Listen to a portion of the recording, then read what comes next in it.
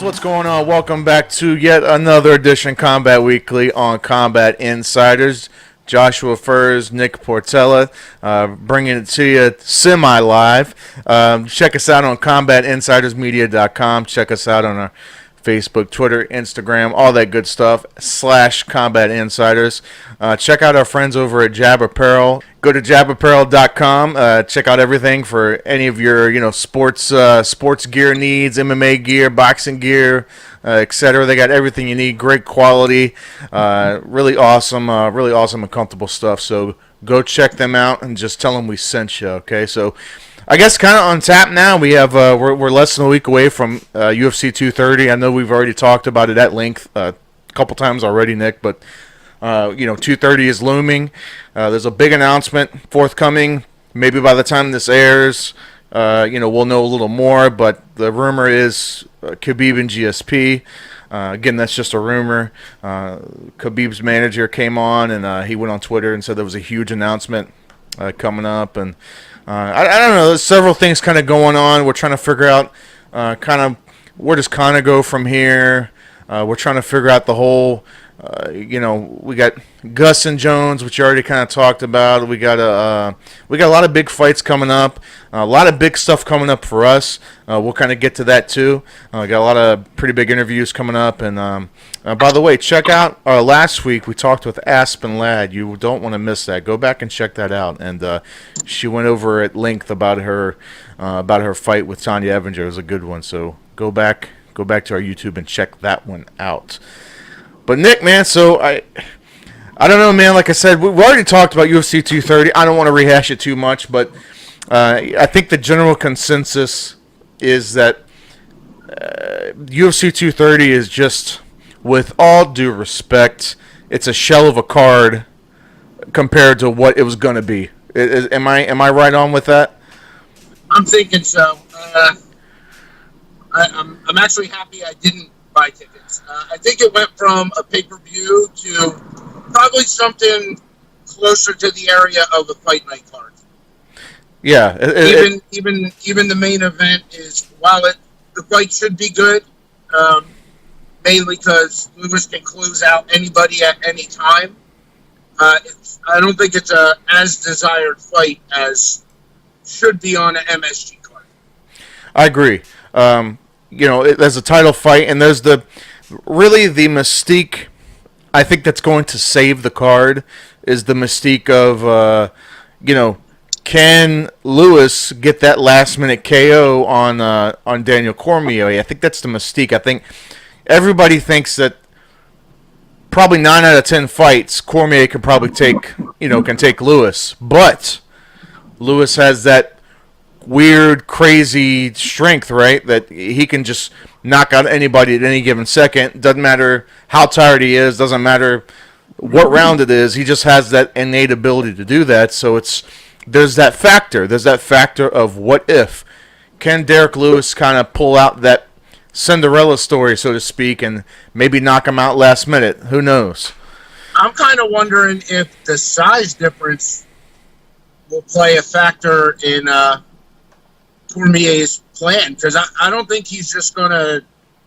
I mean, while his wrestling is bar none levels higher, is it too much size for him to just manhandle him, It actually looks like... I don't know if you've seen Derek Lewis's last couple of interviews. He's actually looked like he's lost, probably 5-10 pounds, just even since the last fight, because he said he's focusing a lot on cardio. Like, he's really just... He's taken this whole 4 weeks, the entire 4 weeks that he has, that he had to get prepared, and he said he focused straight on cardio. He actually looks like he's lost a little bit of size. There still is going to be some size, obviously some size difference between them, but right. Cormier probably coming in. I think he came in around 240 something when he fought Stipe. Lewis usually has to cut weight just to get to 265. So, right. Who knows? I don't know. It'll be interesting, and I'm still over here waiting for Poirier Diaz to emerge out of nowhere. But yeah, I think that's gonna happen eventually. Maybe, probably not until next year. Maybe we really might. Good fight. Yeah, we might be looking at a January, February card, or I think the next best bet might be their Brooklyn card. And they usually, the last couple of years, they've been the Brooklyn around, I think, around April, March, April. So that could be a possibility on the Brooklyn. I went to a Brooklyn card at Barclays. It was nice. Yeah, and so I'm thinking maybe that could be the one on that. But yeah, I mean, there's a lot of big things coming up. You know, I'm excited for Jacare and Weidman too. I know it's kind of underplayed. I would rather have seen Rockhold and Weidman, but you know, I think it's going to be a decent matchup. I think the styles match up pretty good, and I think there's a possibility for Jacare to kind of get the upset on Weidman. Weidman's a pretty, I think, odds-on favorite going into that. But I think it's going to be a good show. I think it's going to be a good show overall. I'm hoping that we'll be pleasantly surprised. I know we're kind of bummed out. I think everybody's kind of bummed out off the card from them taking off Poirier and Diaz, and then the whole fiasco with Shevchenko and well, Eubanks. Yeah, thank you. I don't want her to come after me. She's going after Joe apparently, because Joe said she didn't know who she was. He didn't know who she was, but which is strange, right? Like, I don't know if you saw that, but Joe Rogan was talking about Eubanks when they announced that fight, and he was just like, I've never heard of this girl, and I'm the commentator. I don't know that he was trying to be shitty about it. It was just more, he was just being blunt. You know what I mean? There's a difference. I think she only has one fight, though, outside of the Ultimate Fighter, so I'm not defending him, but it is possible that obviously he called the fight and just does not remember. Yeah, sure. Yeah, absolutely. It's absolutely, possible.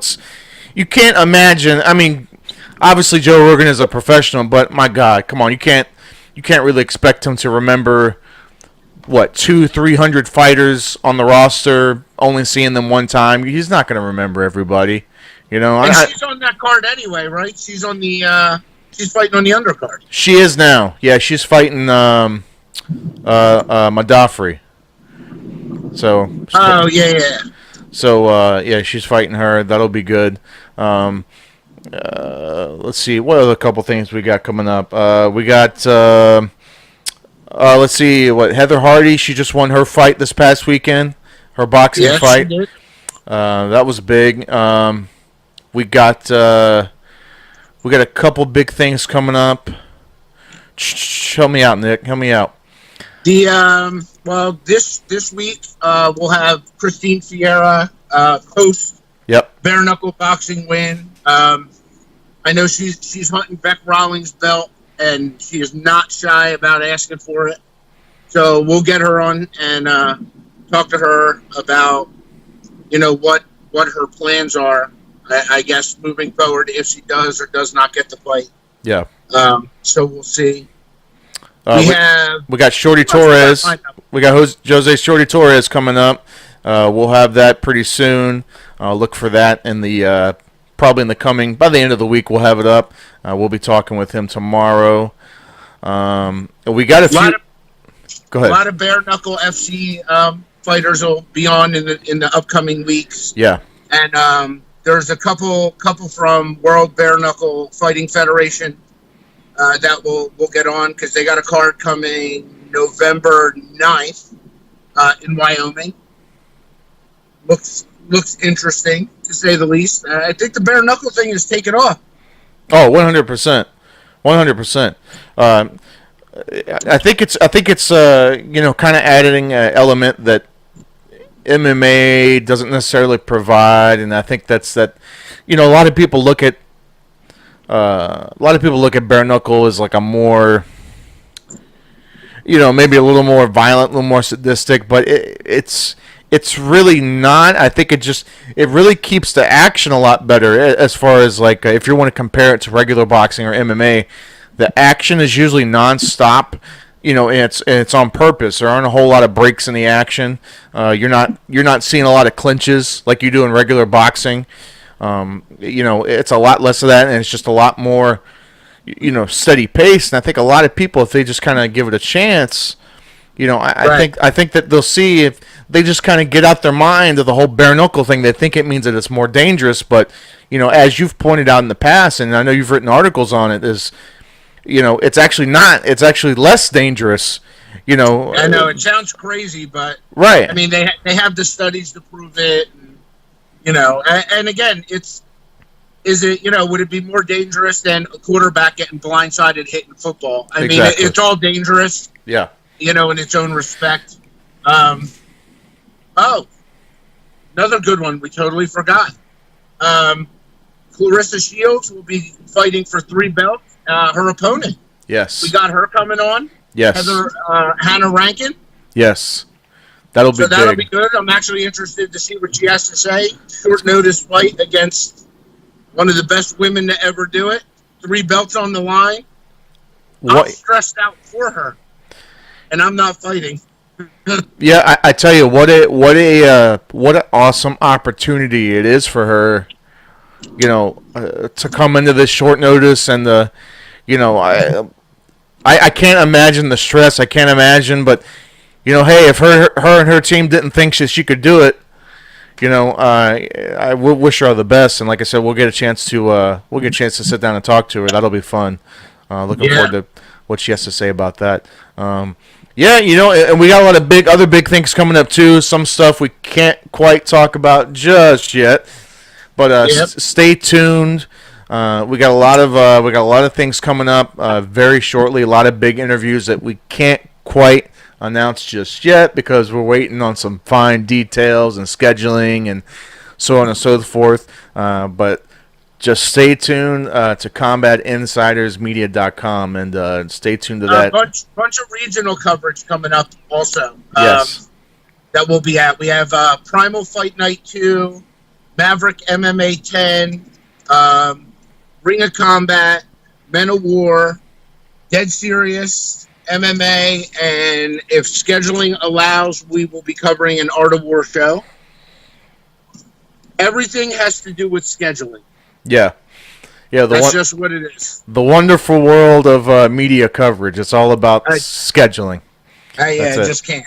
Yeah, it's all about scheduling. We have to work around the day jobs, so to speak. So, but we got a lot of big stuff happening. You know, I know me and Nick are excited. We got a lot of big stuff coming up. We're gonna go ahead and just kind of put this on pause for right now, and we'll see you guys later this week. Like I said, we got a lot of big interviews coming up, and that's all we got for right now. Check you That's later. it. Peace.